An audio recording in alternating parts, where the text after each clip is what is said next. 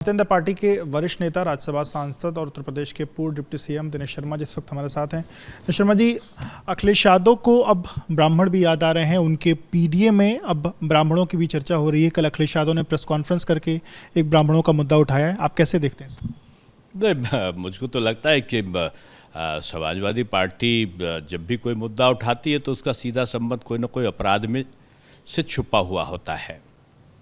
और पूर्व का इतिहास आप देखो, पत्रकार भी थे, प्रेस कॉन्फ्रेंस का मिश्रा जी भगो, मिश्रा जी वो मिश्रा जी। अभी एक और वक्तव्य आया था कि जो ये अपर ऊंची जातियां हैं ये फलाना फलाना उत्पीड़न करती हैं। अब अचानक किसी ऊंची जात के बारे में किसी का सहानुभूति आई तो इसमें भी रहस्य जरूर होगा। जहाँ तक आप प्रकरण की बात कर रहे हैं, जो प्रकरण उठाया गया कानपुर में, एक व्यक्ति आया, उसने कहा कि वहाँ के इंस्पेक्टर ने उसकी जूतों से पिटाई करी है, ब्राह्मण जाति को गाली दी है। अखिलेश यादव ने प्रकरण उठाया और कहा कि देखिए क्या किस तरीके से अन्याय हो रहा है, और उन्होंने न्याय दिलाने का आश्वासन भी दिया है। अब मैं इस पर पूरे विस्तार में नहीं जाऊँगा, इसकी जाँच चल रही है। ये दो, एक गुप्ता परिवार से और एक इनका विवाद है, और उस विवाद के कारण बहुत सारी चीज़ें और पीछे हैं। उन विवाद में क्या रही, ये बातें जांच के बाद आएंगी। और ये कोई जातिवाद का मसला नहीं है, किसी ब्राह्मण का या किसी गुप्ता का। भारतीय जनता पार्टी की सरकार एक निष्पक्ष सरकार है, और उसमें कोई भी अगर कोई गलत काम करेगा तो दंड का पात्र बनेगा।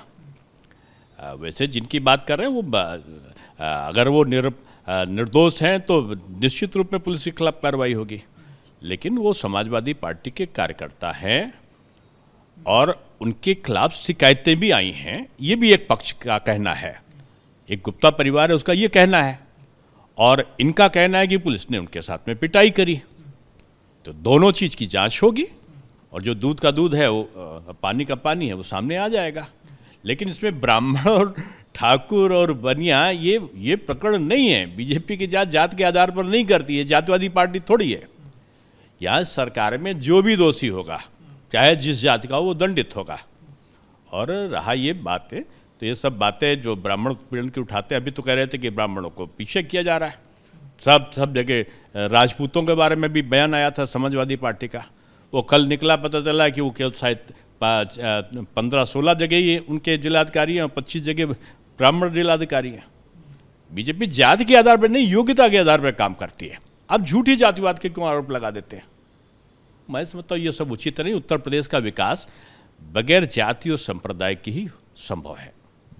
एक बयान को लेकर के और कल अखिलेश यादव की टिप्पणी आई, अनुराग ठाकुर का एक बयान, और उसके बाद अखिलेश यादव ने कहा कि भारतीय जनता पार्टी के लोग वो एस्ट्रोनॉमी पर विश्वास नहीं करते, एस्ट्रोलॉजी पर विश्वास करते हैं।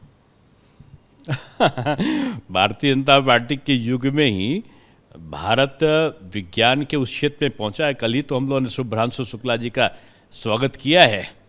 अंतरिक्ष पर भी विजेता हुआ है और सूर्य पर जाने की भी तैयारी कर रहा है। गगनयान को भी भेजने का, अंतरिक्ष यान के बाद गगनयान को भेजने की भी तैयारी कर रहा है। हम उस पर भी विश्वास करते हैं, हाँ, ज्योतिष पे भी करते हैं। कल ही मैं 2 दिन पहले भी जो पूरे देश का ज्योतिष सम्मेलन हुआ उसमें मैं होकर आया हूँ। ज्योतिष शास्त्र भी हमारा श्रेष्ठ है, और जो हमारे दूसरी विधाएं हैं वो भी, उनका भी सम्मान है। बहुत शुक्रिया बात करने के लिए। तो आप दिनेश शर्मा जी को सुन रहे थे, जिन्होंने एबीपी न्यूज़ से बातचीत की।